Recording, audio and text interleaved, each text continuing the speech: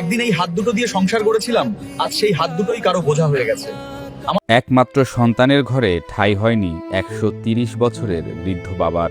নিজের সর্বস্ব দিয়ে যে ছেলেকে লালন পালন করেছিলেন মুয়াজ্জিন পিতা, আজ সেই ছেলের কাছেই তিনি অবহেলার বোঝা। ছেলে বাদ দেয় না, খোঁজও নেয় না। এরা মানুষ না অন্য কিছু?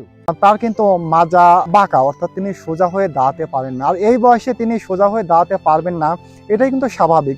যে বয়সে থাকার কথা যত্ন আর ভালোবাসায়, সেই বয়সেই কাঁদতে কাঁদতে চোখ ঝাপসা হয়ে আসে বৃদ্ধ তসিমউদ্দিনের।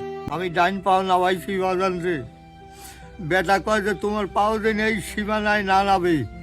পাবনা সদর উপজেলার মনিদাহ পূর্বপাড়ার পরোপকারী কৃষক হেলালের বারান্দায় তার ঠিকানা।